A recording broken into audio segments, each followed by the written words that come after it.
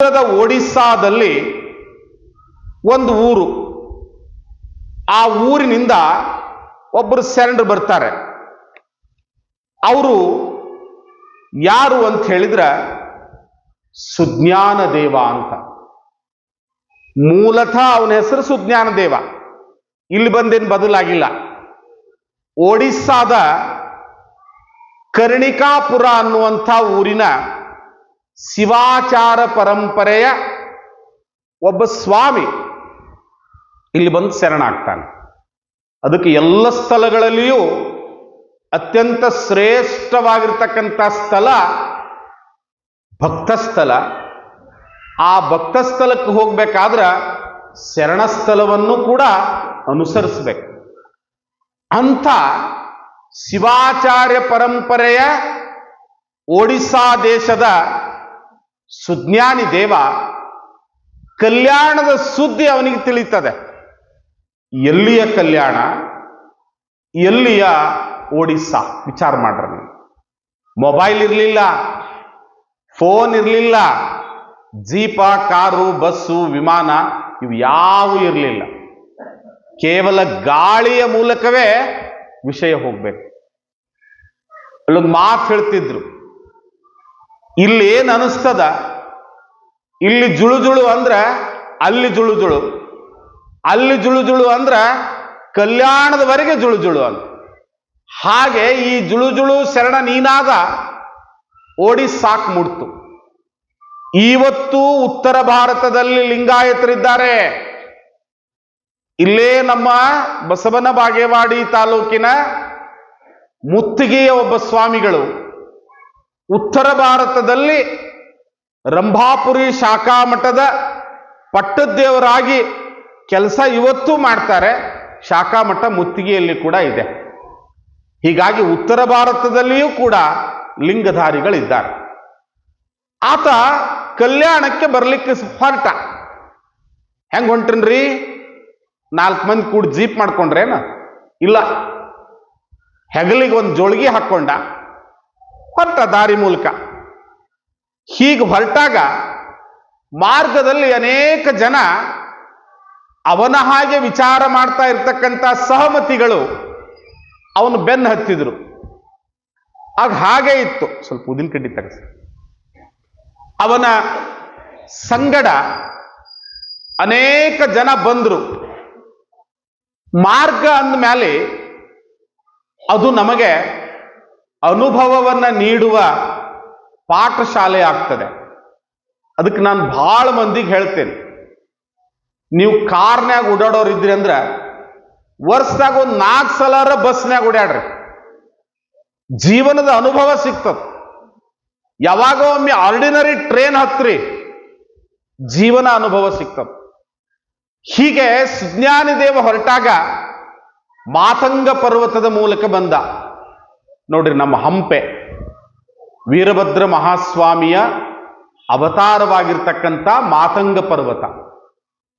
ಆ ಪರ್ವತದಲ್ಲಿ ಒಬ್ಬ ಮಾತಂಗ ತಮ್ಮ ಅನ್ನುವಂಥ ರಾಕ್ಷಸ, ಮನುಷ್ಯನೇ ರಾಕ್ಷಸಿ ಗುಣದವನು.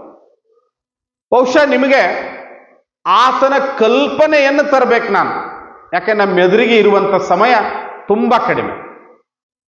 ಆತನ ಕಲ್ಪನೆ ಯಾವುದು ಅಂತ ಹೇಳಿದ್ರೆ, ಬುದ್ಧನಿಗೆ ಅಂಗುಲಿ ಮಾಲಾ ಭೇಟಿ ಆಗ್ತಾನೆ.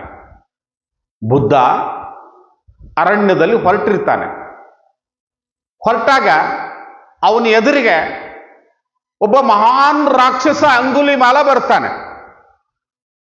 ಯಾಕೆ ಅವನಿಗೆ ಅಂಗುಲಿ ಮಾಲಾ ಅಂತ ಹೆಸರು ಅಂದ್ರೆ, ಅಂಗುಲಿ ಅಂದ್ರೆ ಹೆಬ್ಬೆರಳು. ಅವ ಯಾರ್ಯಾರನ್ನ ಹೊಡೆದು ತಿಂದಿರ್ತಾನ ನರಮಾಂಸ, ಅವರ ಹೆಬ್ಬೆರಳುಗಳನ್ನ ಕತ್ತರಿಸಿ ತನ್ನ ಕೊರಳಾಗ ಹಾಕೊಂಡಿರ್ತಾನ. ಹಂಗ ಆ ಮಾಲೆ ಅವನ ಎದೆಯನ್ನು ತುಂಬಿರ್ತದ.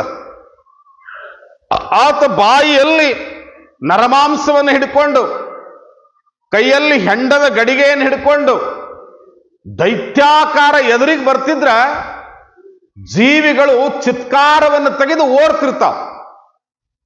ಹಾಗೆ ಅರಣ್ಯದಲ್ಲಿ ಸಿಂಹ ಬಂದ್ರೆ ಅಲ್ಲಿನ ಎಲ್ಲ ಪ್ರಾಣಿಗಳು ಹೌಹಾರಿ ಓಡಿ ಹೋಗ್ತಾವಲ್ಲ, ಹಾಗೆ ಅಂಗುಲಿಮಾಲ ಬಂದ್ರೆ ಎಲ್ಲರೂ ಓಡಿ ಹೋಗ್ತಿರ್ತಾರೆ, ಚಿತ್ಕಾರವೇ ಅಲ್ಲಿ ಕೇಳ್ತಾ ಇರ್ತದೆ. ಅದೇ ಮಾರ್ಗದಲ್ಲಿ ಬುದ್ಧ ಬರ್ತಿರ್ತಾನೆ. ಅಂಗುಲಿಮಾಲ ಎದುರಿಗೆ ಬರ್ತಿರ್ತಾನೆ, ಇನ್ನೊಂದು ದಿಕ್ಕಿನಲ್ಲಿ ಬುದ್ಧ ಬರ್ತಾ ಇದ್ದಾನೆ. ಜನ ಓಡಿ ಹೊರಟಿದ್ದಾರೆ. ಕೇವಲ ಜನ ಅಲ್ಲ, ಜೀವ ಜಂತುಗಳು ಅನಿಸ್ಕೊಂಡಿರ್ತಕ್ಕಂಥ ಯಾರ್ಯಾರು ಇದ್ದಾರೆ ಎಲ್ಲರೂ ಓಡಿ ಹೊರಟಿದ್ದಾರೆ. ಹೊರಗಲೆ ಅಂಗುಲಿಮಾಲನ ಹುಡುಕ್ಬೇಡ್ರಿ, ಬುದ್ಧನನ್ನು ಹುಡುಕ್ಬೇಡ್ರಿ. ಅಂತರಂಗದೊಳಗೆ ಇವರಿಬ್ಬರನ್ನ ಹುಡುಕೋದು. ತಾಮಸಿ ವಿಚಾರಗಳು ಅಂತರಂಗದಲ್ಲಿ ಹುಟ್ಟಿದು ಅಂದ್ರೆ ಸಾತ್ವಿಕ ವಿಚಾರಗಳು ಓಡ್ ಹೋಗ್ಲಿಕ್ಕೆ ಪ್ರಯತ್ನ ಮಾಡ್ತಾವ. ಹೆಚ್ಚಾನೆಚ್ಚ ಕತ್ತಲೆಯಲ್ಲಿ ತಾಮಸಿ ಶಕ್ತಿ ಜಾಗೃತ ಆಗ್ತದೆ, ಬೆಳಕಿನಲ್ಲಿ ಆಗೋದಿಲ್ಲ. ಆ ಬೆಳಕು ವಿದ್ಯುತ್ತಿನಿಂದ ಬಂದಿರತಕ್ಕಂಥ ಬೆಳಕಲ್ಲ, ಆ ಬೆಳಕು ಅಗ್ನಿಕುಂಡದಿಂದ ಬಂದಿರತಕ್ಕಂಥ ಬೆಳಕಲ್ಲ, ಹೋಮ ಹವನಗಳಿಂದ ಬಂದಿರತಕ್ಕಂಥ ಬೆಳಕಲ್ಲ. ಸ್ವರ್ಗವನ್ನ ಮುಟ್ಟಲು ಎರಡು ಮಾರ್ಗಗಳು, ಒಂದು ಜ್ಞಾನ ಮಾರ್ಗ, ಇನ್ನೊಂದು ಕ್ರಿಯಾ ಮಾರ್ಗ. ಆ ಬುದ್ಧನ ಬೆಳಕು ಬರೋದು ಜ್ಞಾನ ಮಾರ್ಗದಿಂದ. ಹೀಗಾಗಿ ಅಂತರಂಗವನ್ನು ಶುದ್ಧೀಕರಿಸಲಿಕ್ಕೆ ಶ್ರಾವಣ. ಯಾವ ಅಂಗುಲಿಮಾಲ ಒಂದು ದಿಕ್ಕಿನಲ್ಲಿ ಬರ್ತಾ ಇದ್ದಾನೆ, ಜೀವ ಜಂತುಗಳೆಲ್ಲ ಓಡಿ ಹೊರಟಿದ್ದಾವೆ, ಬುದ್ಧ ರಾಜನ ಹಾಗೆ ಹೊರಟಿದ್ದಾನೆ. ಹೇಗೆ ಹೊರಟಾನಂದ್ರ ಅಳುವ ಮಗುವನ್ನ ಸಂತೈಸಲು ಹೊರಟಿರ್ತಕ್ಕಂಥ ತಾಯಿ ಹಾಗೆ ಹೊರಟಿದ್ದಾನೆ. ಅಂಗುಲಿಮಾಲ ಬಂದ ಬಂದ ಬಂದ ಈ ಕಡೆ ಬುದ್ಧ ಬರ್ತಾ ಇದ್ದ. ಅಂಗುಲಿಮಾಲ ಅಂದ, ಇದುವರೆಗೆ ನನ್ನನ್ನ ನೋಡಿ ಚಿತ್ಕಾರ ತೆಗೆದು ಓಡಿ ಹೋಗಿರ್ತಕ್ಕಂಥ ಜೀವಿಗಳನ್ನು ನೋಡಿದ್ದೇನೆ, ಈತ ರಾಜನ ಹಾಗೆ ಹೆಜ್ಜೆಯನ್ನು ಹಾಕ್ತಾ ನನ್ನ ಎದುರಿಗೆ ಬರ್ತಾ ಇದ್ದಾನೆ ಅಂದ್ರ ಇವನ್ ನನ್ಕಿಂತಲೂ ದೊಡ್ಡವನಿರ್ಬೇಕು. ನೋಡಿ, ಧೈರ್ಯ, ಸತ್ಯದ ಧೈರ್ಯ ಎಂತದಿರ್ತದೆ, ಅಹಿಂಸೆಯ ಧೈರ್ಯ ಎಂತದಿರ್ತದೆ ಅಂದ್ರ ತಾಮಸೆಯ ಎದೆಯನ್ನ ಗಡಗಡ ಗಡಗಡ ನಡಗಿಸ್ಬಿಡ್ತದೆ. ಬಂದ ಅಂಗುಲಿಮಾಲ, ಬಂದ ಬುದ್ಧ. ಅಂಗುಲಿಮಾಲನ ಮೊದಲನೇ ಪ್ರಶ್ನೆ, ನಾನು ಯಾರು ಅಂತ ಗೊತ್ತೈತೆ ನಿನಗ? ಬುದ್ಧ ಹೇಳ್ದ, ನಾನು ಆರಂತ ತಿಳ್ಕೊಳಕ್ಕೆ ನಾನು ಹೊಂಟೀನಿ ಅಂದವ. ನೋಡ್ರಿ ಎಟ್ ಮಜಾ ಅದ. ನಾ ಯಾರಂತ ಗೊತ್ತೇನ್ ನಿನಗಂತವ ಅಂದ್ರೆ ನಾ ಯಾರನ್ನು ತಿಳ್ಕೊಳಕ್ ಹೊಂಟೀನಿ ಎಂದವ. ಅಲ್ಲ, ನಾನು ಅಂಗುಲಿಮಾಲ, ಭಯಂಕರ ಕ್ರೂರಿ. ನನ್ನನ್ನು ನೋಡಿದ್ರೆ ಜೀವ ಜಂತುಗಳು ಯಾವ ಇರೋದಿಲ್ಲ. ನಾನು ಇನ್ನೊಂದು ಕ್ಷಣದಲ್ಲಿ ನಿನ್ನ ನರಮಾಂಸವನ್ನು ತಿಂದು ಬಿಡ್ತೇನೆ, ತಿನ್ನು. ಏನ್ ದೊಡ್ಡಗದ ಅಂದ. ನೋಡಿಲಿ ನನ್ನ ಕೈಯಲ್ಲಿರತಕ್ಕಂಥ ಖಡ್ಗ ಅಂತ ಹೇಳಿ ಬೀಸಿದ. ಮ್ಯಾಗಿರ್ತಕ್ಕಂಥ ಮರದ ತಪ್ಪಲೊಂದು ಕೆಳಗೆ ಬಿತ್ತು. ಬುದ್ಧ ಹೇಳ್ದ, ನಿನ್ನ ಖಡ್ಗದಿಂದ ಹರಿದು ಬಿದ್ದಿರ್ತಕ್ಕಂಥ ತಪ್ಪಲನ್ನ ನೀನು ಮರಳಿ ಜೋಡಿಸಬಲ್ಲೆಯಾ?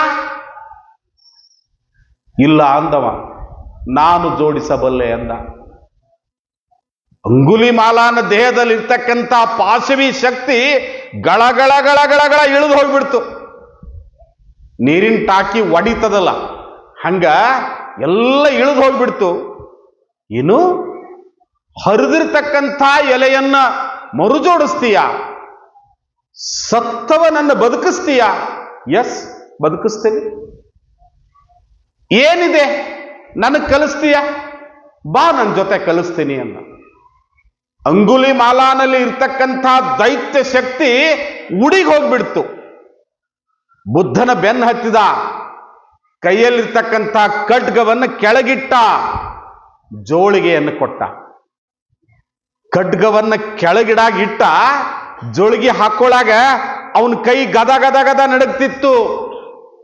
ಸ್ವಾಮಿಗೆ ಜೋಳಿಗೆಯನ್ನ ಆತನ ಎಡಗೈಗೆ ಹಾಕೋದು ಎದಕ್ಕಂದ್ರ ನಿನ್ನೊಳಗಿರ್ತಕ್ಕಂಥ ಕ್ರೌರ್ಯ ಇಳಿದು ಹೋಗ್ಲಿ ಅಂತ ಜೋಳಿಗೆ ಹಾಕೋದು. ಸ್ವಾಮಿ ಯಾಕೆ ತಲೆಬೋಳಿಸ್ಕೊಳ್ಬೇಕು? ಯಾಕೆ ಇನ್ನುಳಿದವರ ವೇಷಭೂಷಣದ ವಿರುದ್ಧವಾಗಿರ್ತಕ್ಕಂಥ ವೇಷಭೂಷಣವನ್ನು ಮಾಡ್ಕೋಬೇಕಂದ್ರ ನೀನು ಇನ್ನೊಬ್ಬರಿಗೆ ವಿಟನ ಹಾಗೆ ಕಾಣಬಾರ್ದು. ನೀನು ಎಲ್ಲ ಅವಮಾನಗಳನ್ನು ಅನುಭವಿಸಬೇಕು. ಆ ಮೂಲಕ ನಿನ್ನೊಳಗಿನ ಅಂತರಂಗ ಗಟ್ಟಿ ಆಗಬೇಕು. ಅಂಗುಲಿಮಾಲನ ಕೈಯಲ್ಲಿ ಜೋಳಿಗೆ ಕೊಟ್ಟ, ಹೋಗಲ್ಲಿ ಆ ಊರಿನಲ್ಲಿ ಹೋಗಿ ರೊಟ್ಟಿ ನಿಡಿಸ್ಕೊಂಡ್ ಬಾ. ಅಂಗುಲಿಮಾಲ ಒಂದು ಊರಿನಲ್ಲಿ ಪ್ರವೇಶ ಮಾಡ್ತಾ ಇದ್ದ. ಎಲ್ಲರೂ ತಲಬಾಗಿಲುಗಳನ್ನ ಕಿಟಕಿಗಳನ್ನ ಬಡ ಬಡ ಬಡ ಮುಚ್ಚಿ ಮ್ಯಾಳಿಗೆ ಏರಿದ್ರು. ಏರಿ ಸೈಜ್ ಗಲ್ಲುಗಳನ್ನು ತಗೊಂಡು ಒಗದ್ರು, ಅವನ ಮ್ಯಾಲೆ ಹೊಡೆದ್ರು, ಬರ್ಚಿಯಿಂದ ತಿವಿದ್ರು. ಏನೂ ಮಾಡಲಿಲ್ಲ. ಬಸವಣ್ಣ ಹೇಳಿರ್ತಕ್ಕಂಥ ಒಂದೇ ಒಂದು ಶಬ್ದ, ಭಿಕ್ಷಾಂದೇಹಿ ಅಂತಿದ್ದ. ಇವ ಹೌದು ಅಲ್ಲ ನೋಡ್ರಿ ಎಂದ್ರು. ನಿಧಾನವಾಗಿ ಕೆಳಗಿಳಿದ್ರು. ಅವರು ಮ್ಯಾಲೆ ಏರಿದ್ರು. ಇವ ಬಹಳ ಮ್ಯಾಲೆ ಇಳಿದಿದ್ದ, ಇವ್ರು ಸ್ವಲ್ಪ ಮ್ಯಾಲೆ ಏರಿದ್ರು. ಅವರು ಇಳಿದ್ರು. ನಿಧಾನವಾಗಿ ಕಿಟಕಿ ತೆಗೆದ್ರು. ಅಯ್ಯ, ನನ್ನಯ್ಯನಿಗೆ ಹೊಟ್ಟೆ ಹಸಿದಿದೆ, ಏನಾದ್ರೂ ಇದ್ರೆ ಕೊಡಿ ಅಂತ ಕೇಳಿದ್ರವರು. ನೀ ಅಂಗುಲಿಮಾಲ ಅಲ್ಲ? ಅಲ್ಲ, ಆತ ಸತ್ತ, ಆತ ಹೋದ, ಈತ ಬುದ್ಧನ ಕಂದ ಅಂದಾಗ ಇಳಿದು ಅವನಿಗೆ ಭಿಕ್ಷೆಯನ್ನು ನೀಡಿದ್ರು. ಹಾಗೆ ಇಲ್ಲಿ ನಮ್ಮ ಕಥಾನಾಯಕನಾಗಿರ್ತಕ್ಕಂಥ ಸುಜ್ಞಾನಿ ದೇವ ಮಾತಂಗ ಪರ್ವತಕ್ಕೆ ಬರ್ತಾನೆ. ಅಲ್ಲಿ ಭಯಂಕರ ಕ್ರೂರಿಯಾಗಿರ್ತಕ್ಕಂಥ ಮಾತಂಗ ತಮ್ಮ ಇವನನ್ನು ಎದುರುಗೊಳ್ತಾನೆ. ಎದುರುಗೊಂಡು ಇವರನ್ನ ಲೂಟಿ ಮಾಡಲಿಕ್ಕೆ ಬರ್ತಾನೆ. ಅವಾಗ ಅವ್ರು ಹೇಳ್ತಾರೆ, ನನ್ನಲ್ಲಿ ಏನಿದೆ ಅಂತ ತಗೊಂತೀ ನೀನು? ನಿನ್ನಲ್ಲಿ ಈ ಚೀಲದಲ್ಲ, ಈ ಚೀಲದಾಗ ಏನದ ಅಂತ ಹೇಳಿ ಆ ಚೀಲವನ್ನ ಹಿಂಗ ಎಳೆದು ಬಿಡ್ತಾನೆ. ಆ ಕೈ ಚೀಲದಲ್ಲಿ ಜೋಳಿಗೆಯಲ್ಲಿರ್ತಕ್ಕಂಥ ಲಿಂಗಗಳು ಕೆಳಗೆ ಬೀಳ್ತಾವ, ರುದ್ರಾಕ್ಷಿ ಕೆಳಗೆ ಬೀಳ್ತದೆ. ಆತ ಲಿಂಗವನ್ನು ಕೈಯಲ್ಲಿ ಹಿಡಿತಾನೆ. ಅದಕ್ಕೊಮ್ಮೆ ಮರೆತಾದರೂ ಶಿವ ಶಿವ ಎನ್ನಿರೋ, ನೆನಪಿಟ್ಟನಾಕ್ ಹೋಗ್ಬೇಡ್ರಿ, ಅರುವಿಟ್ಟನಾಕ್ ಹೋಗ್ಬೇಡ್ರಿ, ಅಕಸ್ಮಾತ್ ಒಮ್ಮೆ ಶಿವ ಶಿವ ಅನ್ರಿ, ಅದು ನಿಮ್ಮನ್ನು ಸ್ವರ್ಗಕ್ಕೆ ಕರ್ಕೊಂಡು ಹೋಗ್ತೈತಿ. ಹಿಂಗ ಆತನ ಕೈಯಲ್ಲಿ ಲಿಂಗವನ್ನ ಹಿಡಿದ. ಅದು ಅವನೊಳಗಿನ ಕ್ರೌರ್ಯವನ್ನ ಕರಗಿಸ್ಲಿಕ್ಕತ್ತು. ಏನಿದು ಅಂದ, ಏನಿದು ಅಂದ, ಇದು ಲಿಂಗ. ಏನು ಲಿಂಗ ಅಂದ್ರೆ ಏನು? ಅವಾಗ ಹೇಳ್ದ, ಇದು ಪರಮಾತ್ಮನ ಸ್ವರೂಪ, ನಿರಾಕಾರನಾಗಿರ್ತಕ್ಕಂಥ ಶಿವನ ಸ್ವರೂಪ. ಇದು ಏನ್ ಕೊಡ್ತದ ಅಂತ ಕೇಳ್ದ. ಜಗತ್ತಿನಲ್ಲಿ ಯಾರಿಗೆ ಏನ್ ಸಿಕ್ಕಿಲ್ಲ ಅಂತ ಕೊರಗ್ತಾರಲ್ಲ, ಅದೆಲ್ಲವನ್ನು ಇದು ಕೊಡ್ತದೆ, ಅದೆಲ್ಲವನ್ನು ಇದು ಕೊಡ್ತದೆ. ಈ ಸಂದರ್ಭವನ್ನ ಜೀವಂತವಾಗಿ ನೋಡ್ಬೇಕಂದ್ರೆ ಮರಣಶೈಯಲ್ಲಿ ಮಲಗಿರ್ತಕ್ಕಂಥ ಪೇಷಂಟ್ ಅನ್ನ ಹಾಸ್ಪಿಟ್ಲಕ್ಕೆ ಮಾತಾಡ್ಸಕ್ ಹೋಗ್ರಿ, ಅದು ಹೇಳ್ತದೆ. ಡಾಕ್ಟರ್ ಅವನಿಗೆ ಹೇಳಿರ್ಬೇಕು, ಡೆಫಿನೆಟ್ಲಿ ಇನ್ನೊಂದು 2-3 ದಿವಸ ನೀವು ಬದುಕಬಹುದು. ಸಾವು ಭಯಂಕರವಾಗಿರ್ತಕ್ಕಂಥ ಗುರು, ಅದರಷ್ಟು ಸತ್ಯ ಇನ್ಯಾವುದೂ ಇಲ್ಲ. ಹಾಗೆ ಅವ್ರು ಹೇಳ್ತಾರೆ, ಇದು ಲಿಂಗ ಅಂತ, ಇದು ಏನೆಲ್ಲವನ್ನು ಕೊಡ್ತದೆ. ಹೌದಾ? ಏನ್ ಬೇಕದೆಲ್ಲ ಕೊಡ್ತದೆ. ಎಸ್, ನೀ ಏನ್ ಅನ್ಕೊಂತೀಯ ಅದನ್ನು ಕೊಡ್ತದ. ಹಂಗಂದ್ರೆ ನನಗೊಂದು ಕೊಡು, ನನಗೊಂದು ಕೊಡು. ಹಂಗ ಎಲ್ರಿಗೂ ಕೊಡಾಕ್ ಬರುವುದಿಲ್ಲ. ಏನಂಗಂದ್ರ ನನಗೆ ಕೊಡಾಕ್ ಬರುವುದಿಲ್ಲ, ಬರ್ತದ. ಆದ್ರ ನಿನ್ನ ಹೆಂಡತಿಯ ಸಮೇತ ಸತಿಪತಿಗಳೊಂದಾದ ಭಕ್ತಿ ಹಿತವಪ್ಪುದು ಶಿವಂಗೆ. ಗಂಡ ಶಿವಲಿಂಗ ದೇವರ ಭಕ್ತ, ಹೆಂಡತಿ ಮಾರಿ ಮಸಣೆಯ ಭಕ್ತೆ ಆಗಂಗಿಲ್ಲ. ಎತ್ತು ಏರಿಗೆ ಇನ್ನೊಂದು ಈ ಕಡೆ ಎಳಂಗಿಲ್ಲ, ಹಂಗೆ ಎಳೆದ್ರೆ ಗಾಡಿ ಸಾಗಂಗಿಲ್ಲ. ಅದಕ್ಕ ನಿನ್ನ ಹೆಂಡತಿಯನ್ನು ಕರೆಸು. ಆಹಾ, ಪ್ಲಾನ್ ಚಲೋ ಮಾಡಿಯಲ್ಲ ನೀನು. ನಾ ಹೆಂಡತಿ ಕರೆಯಾಕ ಹೋಗ್ಬೇಕು, ನೀ ಓಡೋಗವ. ಆ ಹಸುವಿನ ಮೇಲೆ ದಾಳಿ ಮಾಡ್ಲಿಕ್ಕೆ ಬಂದಿರತಕ್ಕಂಥ ಸಿಂಹ ಹೇಳುತ್ತದಲ್ಲ, ನಾ ದೊಡ್ಡಿಗೆ ಹೋಗಿ ನನ್ನ ಕರುವಿಗೆ ಮೊಲೆ ಕುಡಿಸಿ ಬರ್ತೀನಿ. ಹಿಂಗೆ ಹೇಳಿ ಹೋಗವೇನು? ಸತ್ಯವೇ ನಮ್ಮ ತಂದೆ ತಾಯಿ, ಸತ್ಯವೇ ನಮ್ಮ ಬಂಧು ಬಳಗ, ಸತ್ಯವಾಕ್ಯಕ್ಕೆ ಮೀರಿ ನಡೆದರೆ ಮೆಚ್ಚನಾ ಪರಮಾತ್ಮ. ನಾವು ತಿಳ್ಕೊಂಡಿವಿ ಮುತ್ಯಾರ, ನಮ್ಮ ಮಗ್ಗಲ ಮನೆಯಕ್ಕೆ ಇಷ್ಟು ಕಿಟಕಿಟಿ ಇಟ್ಟಾಡ್ರಿ, ಭಾಳ ಇಟ್ಟಾಡ್ರಿ.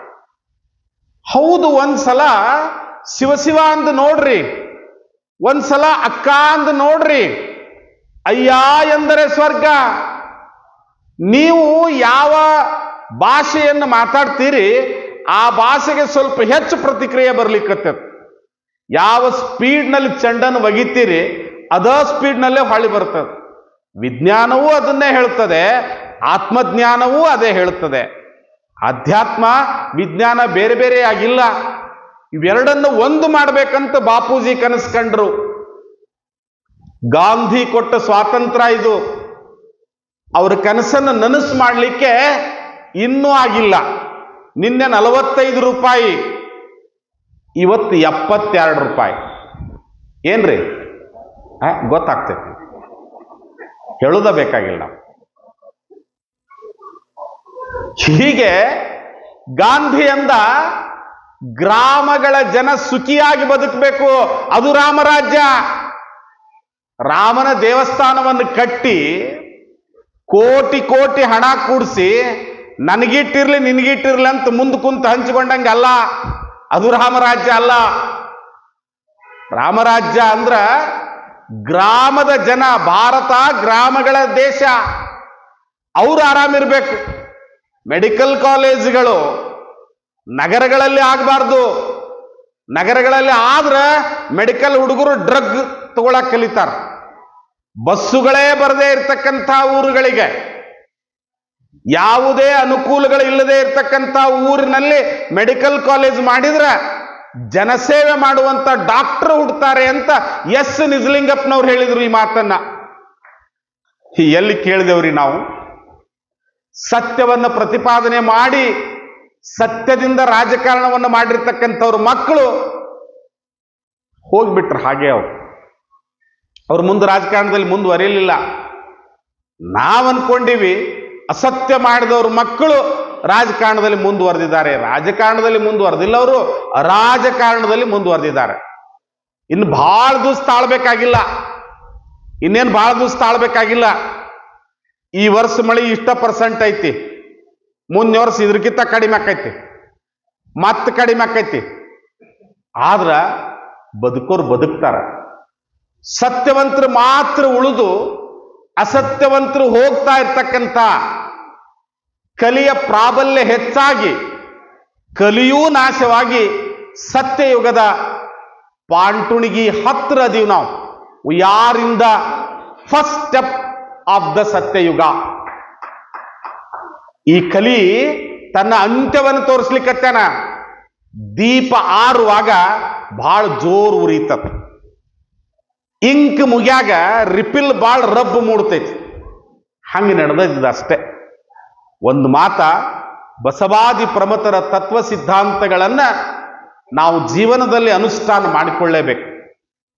ನೋಡು, ನಿನಗೆ ಲಿಂಗವನ್ನು ಕೊಡ್ಬೇಕಾದ್ರೆ, ಹೇ ಮಾತಂಗ ತಮ್ಮ, ನಿನಗೆ ಲಿಂಗವನ್ನು ಕೊಡ್ಬೇಕಾದ್ರೆ ನಿನ್ನ ಮಡದಿಯನ್ನು ಕೂಡ ಕರ್ಕೊಂಡು ಬಾ ಅಂತ ಹೇಳಿದ. ನಾವು ಹೋದ್ರೆ ನೀವು ಓಡೋಕ್ಕಿವಂತ ಹೇಳಿ ಆತನ ಸೇವಕನಾಗಿರ್ತಕ್ಕಂಥ ಕನ್ನುಗ ಅನ್ನು ಕರೆದ. ಹೋಗು ಮನೆಗೆ ಹೋಗಿ ನನ್ನ ಹೆಂಡತಿ ಕರ್ಕೊಂಡು ಬಾ. ಕನ್ನಗ ಮನ್ಯಾಗ ಹೋಗಿ ಏನ್ ಹೇಳಿದ್ನಂದ್ರ, ನಿನ್ನ ಗಂಡ ನಿನ್ನ ಕರ್ದಾನಂತ ಹೇಳಿಲ್ಲ, ನಿನ್ನ ಗಂಡ ಸತ್ತಾನಂತ ಹೇಳ್ದವ. ಮಾತಂಗ ತಮ್ಮ ಸತ್ತಾನಂತ ಹೇಳ್ದ. ಹೆಂಡತಿ ಬೋರಾಡಿ ಅಳ್ಳಿಲ್ಲ, ಕುಣದಾಡ ಕತ್ಲು. ವಿಚಾರ ಮಾಡ್ರಿ. ಪಾಪಿಯ ಧನ ಪ್ರಾಯಶ್ಚಿತ್ತಕ್ಕಲ್ಲದೆ ಸತ್ಪಾತ್ರಕ್ಕೆ ಸಲ್ಲದಯ್ಯ. ಮುಂಜಾನೆಯಿಂದ ಸಾಯಂಕಾಲದವರೆಗೆ ನನ್ನ ಮಕ್ಕಳು ನನ್ನ ಹೆಂಡತಿ, ನನ್ನ ಮಕ್ಕಳು ನನ್ನ ಹೆಂಡತಿ ಅಂತ ಅಪಾತ್ರರನ್ನ, ಚಿಕ್ಕವರನ್ನ ಶೋಷಣೆಗೆ ಒಳಪಡಿಸಿ ಹಣವನ್ನು ಗಳಿಸಿರ್ತೀವಲ್ಲ, ಹೋದ್ಮೇಲೆ ಭಾಳ ಆದ್ರೆ ಕಾರಿನ ಮೇಲೆ ಅಪ್ಪಾಜಿ ಅಂತ ಬರೀತಾರೆ ಹೊರತು ಮತ್ತಿನ್ನೇನು ಮಾಡ್ಲಿಕ್ಕೆ ಸಾಧ್ಯ ಇಲ್ಲ. ಕರ್ಮ ಬಹಳ ಕೆಟ್ಟದ್ದು. ಅದ್ರ ಮೇಲೆ ಒಂದೊಂದು ದೃಶ್ಯಗಳನ್ನ, ನಡೆದಿರ್ತಕ್ಕಂಥ ದೃಶ್ಯಗಳನ್ನು ತೆಗೆದುಕೊಂತ ಹೋದ್ರೆ ಒಂದು 4-6 ದಿವಸ ಬೇಕು.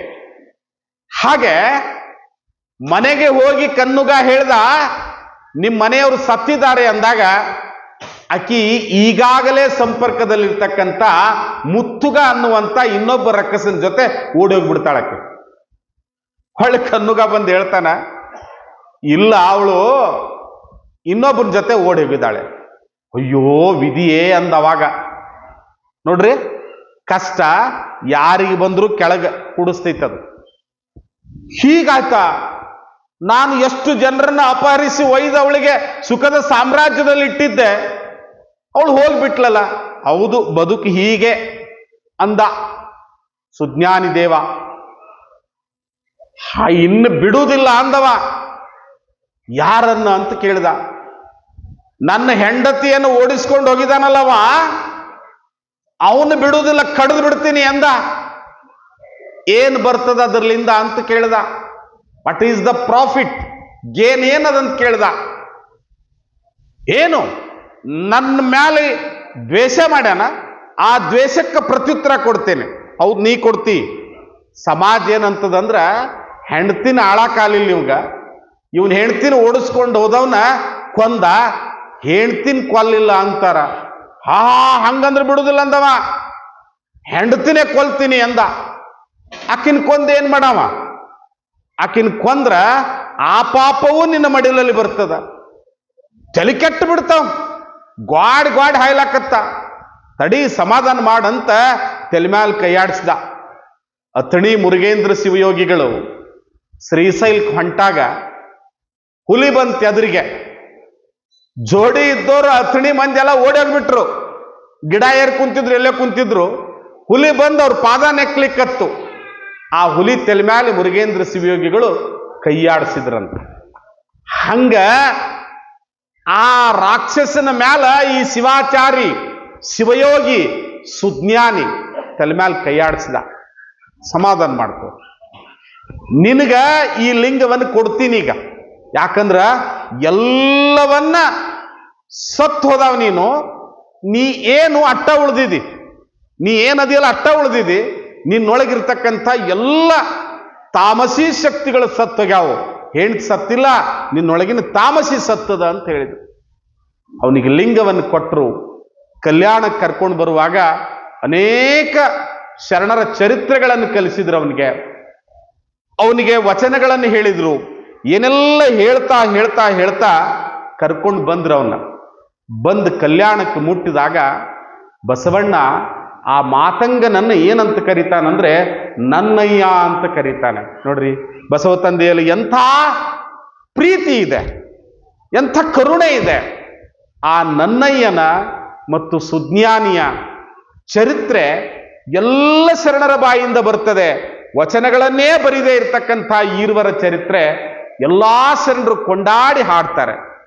ಆದ್ರೆ ಅವರಿಬ್ಬರ ಸಂದೇಶ ಏನಂದ್ರ, ಮನುಷ್ಯ ಬದುಕಬೇಕು, ದುಡಿದು ಬದುಕಬೇಕು. ಹೆಂಗ್ ಬದುಕಬೇಕ್ರಿ? ದುಡಿದು